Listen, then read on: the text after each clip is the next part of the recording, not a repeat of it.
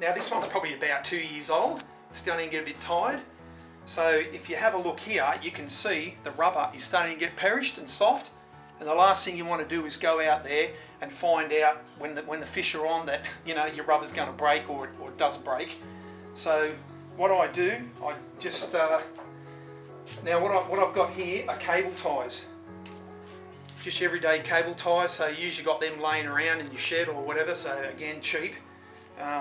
In the old days, I used to use a bit of copper wire, wrap copper wire around it. But I mean, cable ties, easy, cheap. So we have to snip the old cables off, just with sharp clippers. Okay, clip the other one off, like so.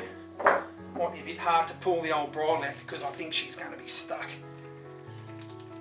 Okay, so that only took me 10 minutes to get it off. It's been on there for a while, so yeah, it took a bit of cutting to get the old bridle off, but anyway, there's the old rubber. I've cut it off, taken the bridle out. There she is, ready to go. Now what we do, to make it easier, as you can see, the rubber's hollow inside. Yeah. And that's where the bridle, that's where that ball goes inside. Now there's no way you're going to just be able to push that in there, right? So what we do, again, cheap, go to your fridge, whatever, get some butter, a little dab of butter on your finger, shove that in the hole, around the bridle, like so, quick and easy. And then push this, hang on, as soon as I get it in, it's a little bit tight. There we go, now, there you go, it's just popped in, nice and easy. See that with the butter? Again, a little bit of butter. Just put a bit of smear, you don't need a real lot. Smear a bit around the little ball. Now this is only for when you're using these type of bridle, the metal. This is old fashioned again, old school.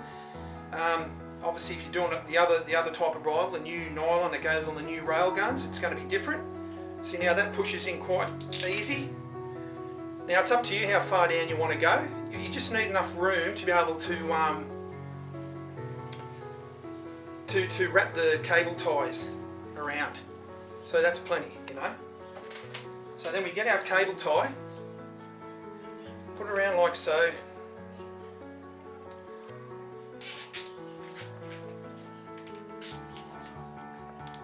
So just pull it hand tight, pull a hand tight like that. Get the other one on the other side.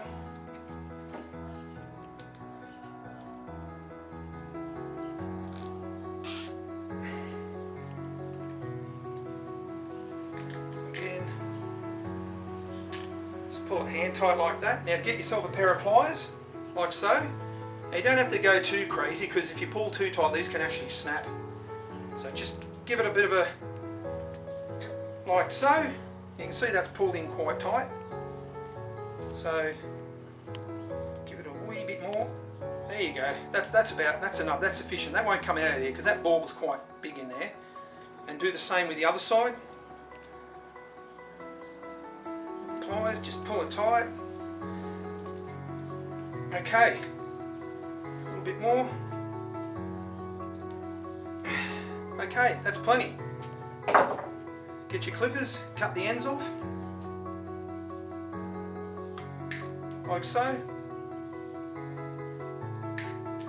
Now if you find when you load it's a little bit sharp, those bits that I've cut off are a bit sharp on your fingers, just get a bit of sandpaper or a file and just file them off a bit, but that's pretty much it. You know, I'll wear gloves anyway when I'm out there, so, and there you go, there you have it. That's easy, that's simple, you know. So what are some of the advantages of making your own rubber like this? Well, like I said, cost efficient. A rubber like this is probably, for about this much, this length is about 15 bucks, and then the bridle is about $5, so that's what, $20?